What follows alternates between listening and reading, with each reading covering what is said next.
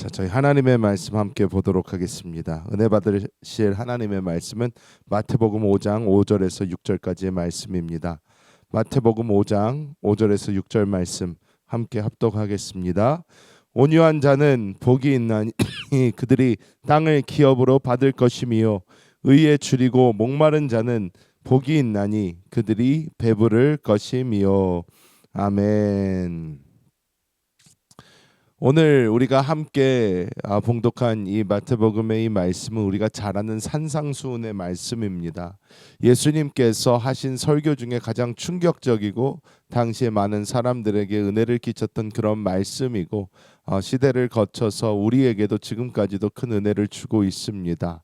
그런데 예수님의 이 산상수훈이 왜 충격적인가 보면 이 세상에서 보통 이야기하는 것에 정반대의 것을 이야기하고 있기 때문입니다.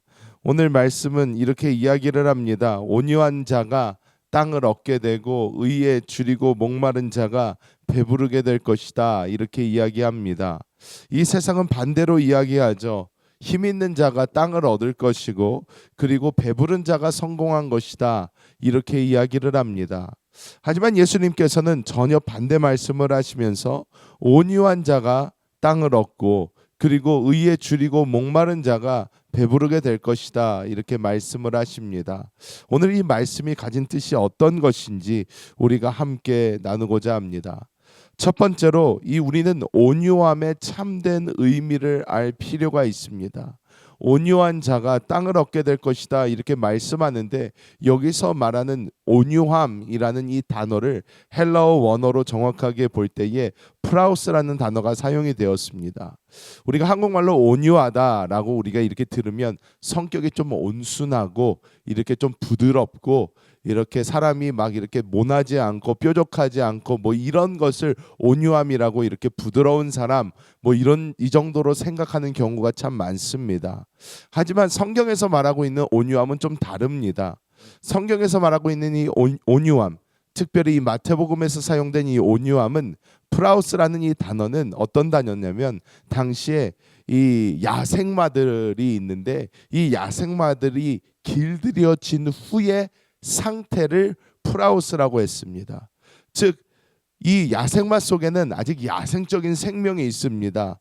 말을 듣기 싫어하고 안장을 지기 싫어하고 인간의 조종을 받기 싫어하는 어떤 그런 본성이 분명히 있지만 이것이 교육을 받고 계속해서 다듬어져서 사람이 안장을 얹고 타고 다녀도 될 만큼 변화한 이것을 온순하다 프라우스라고 이렇게 설명하고 있습니다. 즉 이것은 무슨 말이냐?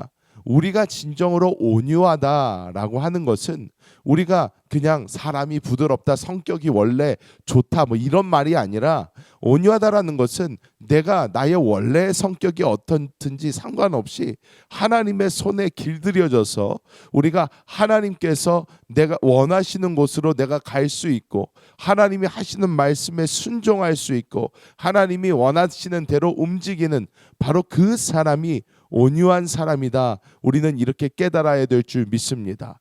이게 온유한 것입니다. 우리가 그냥 사람 자체가 원래 저 사람은 원래 좀 온유하고 좀 이 사람은 마음이 좀 이렇게 좋고 이렇게 이야기하는 것이 아니라 우리의 모습과 관계없이 하나님의 손에 다듬어진 그 사람을 오늘 성경은 이야기하고 있다는 것입니다. 우리가 잘 아는 미국의 아브라함 링컨 대통령이 있습니다. 이 링컨 대통령은 사실 성격이 굉장히 불같았던 사람이라고 합니다. 이 링컨 대통령이 이 남북 전쟁 중에 이 미드 장군이라는 사람이 남부를 격파할 기회가 있었는데 그냥 군대를 돌렸다는 이야기를 듣고 화가 머리 끝까지 나서 신랄하게 그를 비판하는 편지를 막 썼습니다. 그런데 링컨이 이 암살당한 후에 링컨의 그 서고를 정리를 하면서 그 편지가 발견됐다고 합니다. 그 편지를 썼지만 링컨이 보내지 않았다고 해요. Never sent, 한 번도 보내지 않았다라고 분류된 어떠한 거기에 이 편지가 있었다고 합니다. 즉 이것은 무슨 말입니까? 원래는 속에서 불이 일어나고 이러면 안 되지 저러면 안 되지 불이 일어나지만 하지만 이 링컨은 자기 스스로를 다스릴 수 있었던 사람이라는 것입니다. 왜냐? 이 링컨은 기도했던 사람이기 때문입니다. 우리 또한 우리 안에서 우리의 본성이 우리를 지배하려 하지만 우리는 늘 우리 영 안에 계신 주님을 바라보면서 그 주님의 다스림을 받는 사람들이 되어야 될 줄 믿습니다. 두 번째로 우리가 보아야 되는 것은 이 온유한 사람에게 주어진 약속이 있는데 이 하나님의 다룸을 받아 하나님의 말씀에 순종하는 사람에게는 땅을 기업으로 얻게 될 것이다 라는 하나님의 약속이 주어집니다. 우리가 잘 알듯이 창세기 26장을 보면 이삭의 이야기가 나옵니다. 이 이삭은 어떻게 보면 굉장히 나이 많은 아버지와 나이 많은 어머니, 그리고 어머니가 빨리 이제 돌아가시게 되죠. 그리고 이제 이 아버지 밑에서 자라다가 자기가 독립을 해서 살아가는데 이 이삭은 하나님의 은혜를 받은 사람이에요. 왜? 이 이삭은 온유한 사람이었습니다. 왜 온유한 사람이냐? 제가 이전에 이 이삭 설교할 때 말씀을 드렸을 거예요. 이 이삭의 나이가 결코 젊지 않았습니다.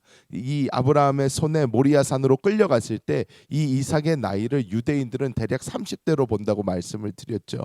이삭이 힘이 넘치는 혈기왕성한 나이였어요. 이 아브라함은 100살이 훨씬 넘은 130세 정도에 되는 그런 노인이었습니다. 그런데 이 아브라함이 이삭을 무슨 힘으로 밧줄로 매가지고 그 위에 제단에 올릴 수가 있었겠습니까? 이것은 이삭의 전적인 순종이 필요한 부분입니다. 하나님께서 제물로 드리라 하셨다면 내가 제물로 바쳐지리라 라는 그 말씀, 마음, 하나님께 순종하는 그 마음, 이것이 바로 이삭의 온유함이었습니다.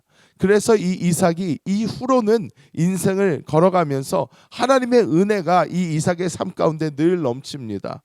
심으면 배를 거두고 그리고 우물을 파면 우물이 바로바로 터집니다. 이 중동 지방에서는 로또와 같은 일입니다. 이런 일이 이삭에게는 계속 있는 거예요. 이 우물을 파고 뺏으러 오면 주고 떠나버립니다. 또 뺏으러 오면 또 주고 떠나버립니다.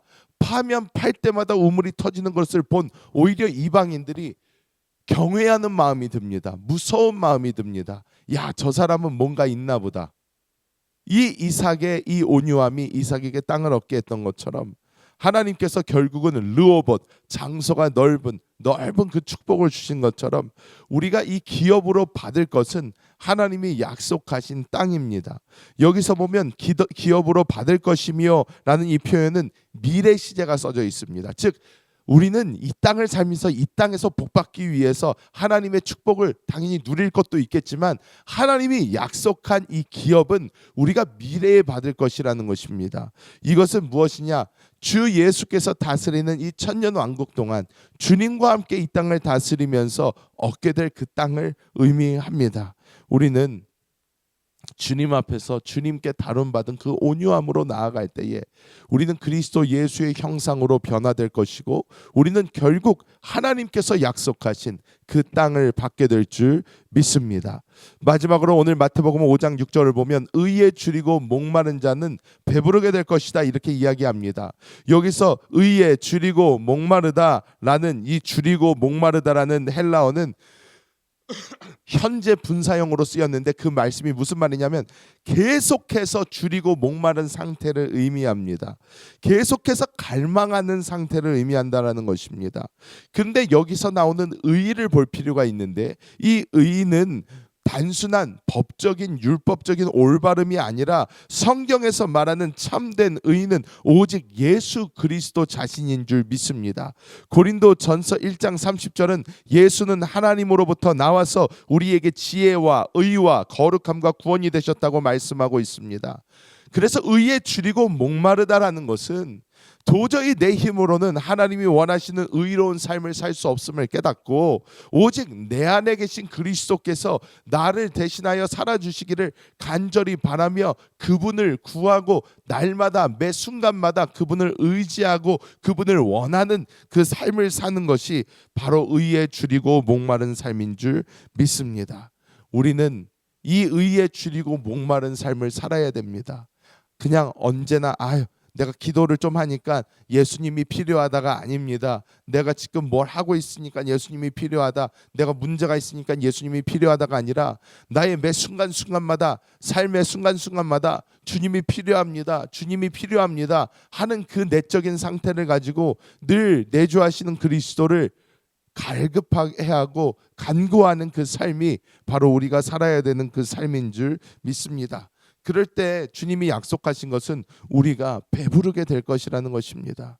여러분, 사람의 욕심에는 한도 끝도 없습니다. 우리 생각에는 내가 요것만 있으면 만족하겠지, 저것만 있으면 만족하겠지 하지만 여러분 다 해보십시오. 내가 이거를 해도 만족함이 없고 저거를 해도 만족함이 없습니다. 내가 돈이 이만큼 있으면 만족하겠지, 저만큼 있으면 만족하겠지, 여러분 택도 없습니다.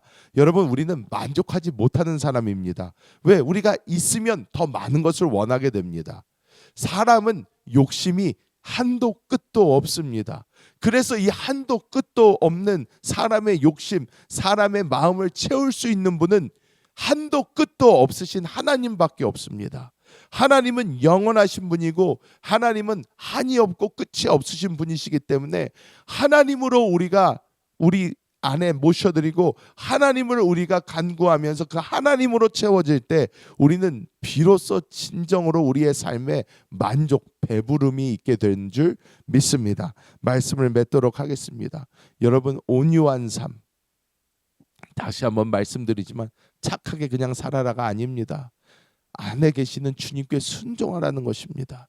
주님이 멈춰라 할 때 멈출 수 있는 사람이 되어야 됩니다. 주님이 가라 할 때 갈 수 있는 사람이 되어야 됩니다. 주님의 말씀에 순종하는 것이지 나의 고집, 나의 의로 순종하는 것이 아닙니다. 아니, 이것은 내가 해보겠습니다가 아니라 주님 말씀하여 주옵소서, 내가 주님 말씀대로 하겠습니다. 우리는 주님께 순종하는 그 삶이 필요하고, 또 우리는 다른 것을 구하는 삶이 아니라 오직 주 예수 그리스도를 구하는 그 삶을 살아갈 때에 우리는 하나님이 약속하신 기업, 땅을 얻게 될 것이고 또 그리스도 예수로 말미암아 배부르게 될 줄 믿습니다.